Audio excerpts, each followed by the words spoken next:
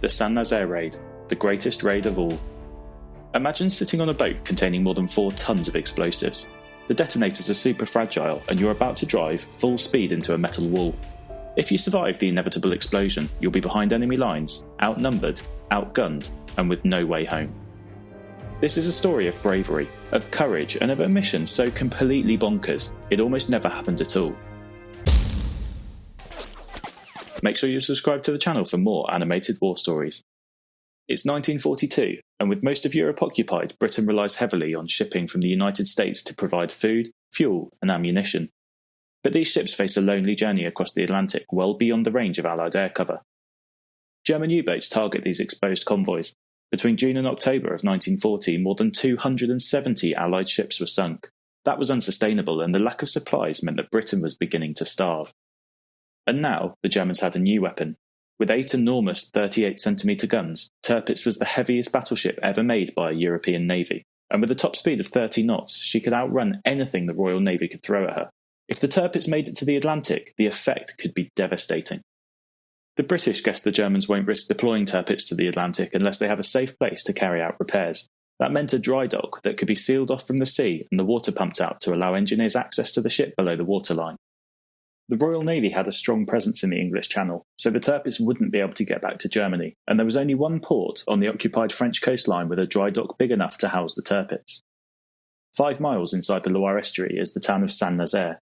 Between the First and Second World Wars, a huge dry dock had been built to allow the construction of the brand new civilian ship, the SS Normandy. If the dock gates could be destroyed, there would be nothing to hold back the sea, and the dock would be rendered completely useless. But RAF bombing was hopelessly inaccurate. Less than a quarter of all bombs dropped would land within 5 miles of their target. The problem called for an unorthodox solution, and that's exactly what it got. The plan was called Operation Chariot. HMS Campbeltown was an old American First World War destroyer on loan to the Royal Navy.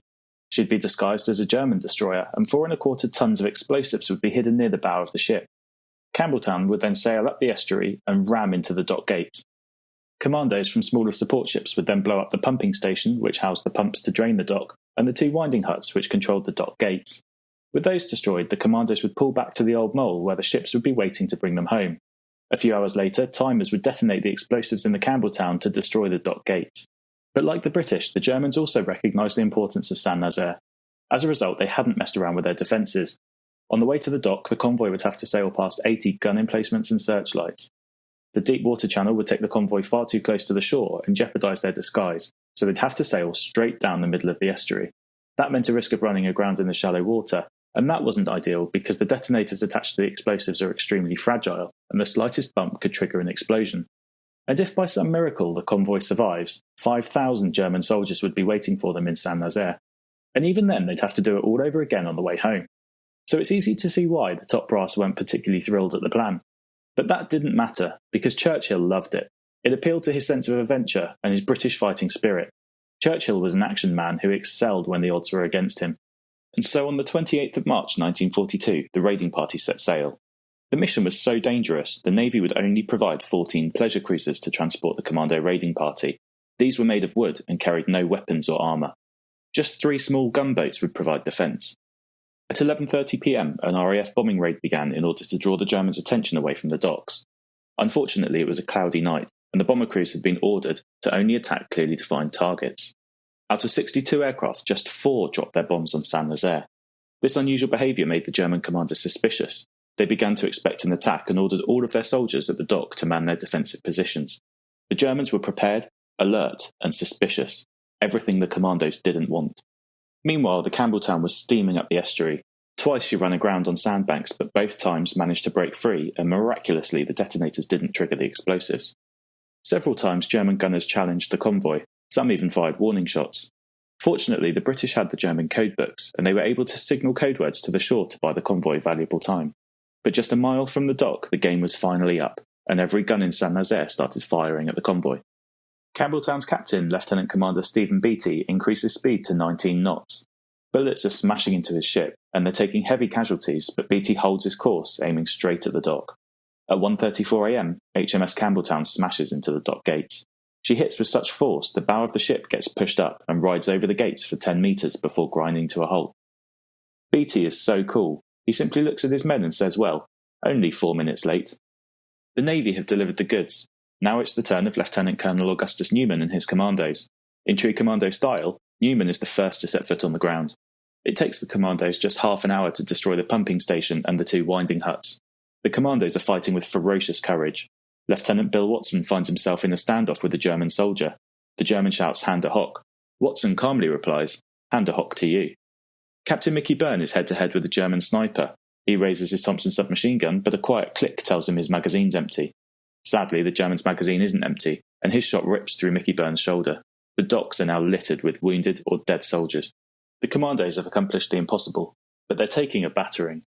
Newman decides it's time to withdraw, and they begin pulling back towards the Old Mole. But when they get there, the scene that meets them is devastating. The entire estuary is on fire with burning ships. The small wooden pleasure cruisers have been no match for the German gunners. A few troops do make it to the surviving boats, but it's clear that for most of the commandos, there'll be no way home. Newman orders the survivors to fight their way through the town and head for Spain. Unfortunately, the town has been flooded with German reinforcements. Outnumbered and running out of ammunition, by sunrise almost all of the commandos have been killed or captured. The detonators had been set to trigger at 4:30 a.m, but by mid-morning Campbeltown is still sitting pathetically on top of the dock gates. The Germans are enjoying the bizarre sight and even invite their girlfriends for tours of the ship, but amazingly they don't find the hidden explosives. By midday it seems as if the mission has been a complete disaster. Baby-faced Bill Watson is trying to convince his German guard that he is in fact just a sea scout who's got lost on a sailing weekend, and a German officer is gleefully telling the Campbeltown's captain that it won't take long to repair the damage. At that moment there's an almighty explosion. The ice-cool Stephen Beattie says, "We're not quite as foolish as you think." The explosion was enormous, and the dock gates were completely destroyed. At the time, 40 senior German officers were on a tour of the Campbeltown, and in total nearly 400 people were killed. The explosion was so violent, body parts were thrown onto the walls and roofs of buildings hundreds of metres away. The damage was so bad the dock remained out of action until several years after the war. The raid was an overwhelming success, but it came at a huge cost. 622 commandos of Royal Navy crew took part. Just 228 returned to England. 169 men were killed, and more than 200 were taken prisoner. Just 5 men would make it across the border into neutral Spain, and via Gibraltar return to England. After the raid, 89 decorations were made, including a record 5 Victoria Crosses. 2 of those would go to Lieutenant Commander Stephen Beattie and Lieutenant Colonel Augustus Newman. Tirpitz would never see the Atlantic. She'd spend most of the war hiding in Norwegian fjords. She was ultimately sunk by RAF bombers in 1944, having never fired a shot at an enemy ship. If you enjoyed the video, please leave a like and a comment and subscribe to the channel for more animated war stories.